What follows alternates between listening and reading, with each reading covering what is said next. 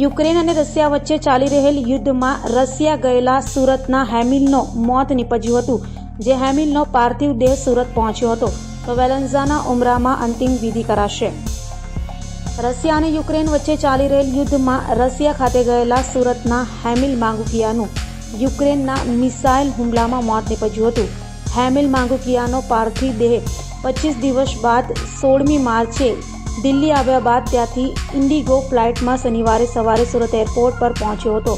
બાદ સ્મીમેરના કોલ્ડ રૂમમાં મુકાયો હતો, કારણ કે મોસ્કો ગયેલો હેમિલનો પરિવાર મુંબઈ આવ્યો અને ડેડ બોડી સુરત એરપોર્ટ પર પહોંચી હતી, જેથી પરિવારના સભ્યો ન પહોંચી શકતા મૃતદેહને સ્મીમેર ખાતે કોલ્ડ રૂમમાં રખાયો હતો અને રવિવારે 17મીએ સવારે 8 કલાકે અંતિમ યાત્રા ઘરેથી નીકળી કઠોર કૈલાસધામ પહોંચી હતી, જ્યાં હેમિલની અંતિમ વિધિ કરાઈ હતી.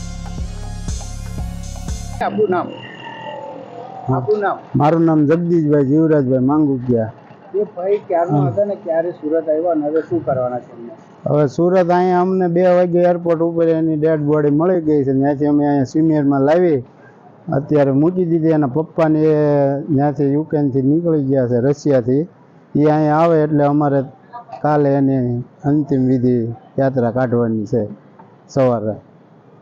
એના પપ્પાને કંઈક જાણ છે ક્યાં પહોંચ્યા છે કંઈક? એના પપ્પા હારે ફોનમાં વાતચીત થઈ ગઈ છે. એ લોકો મુંબઈ પહોંચી ગયા છે. મુંબઈથી ટ્રેનમાં 5 વાગ્યાનો ટાઈમ છે, એટલે 9 વાગ્યા સુરત 9 થી 9:30 આસપાસ પહોંચી જશે. એના ઘરમાં કોણ કોણ છે અહીંયા? એના મમ્મી પપ્પા 2 ભાઈ છે, એ બહાર છે. એટલે બધા આવે છે? નહીં, એ લોકો તો એના મમ્મી પપ્પા તો અહીંયા જ છે. એટલે ખાલી પપ્પા આવે છે ત્યાં? હા, એના પપ્પા.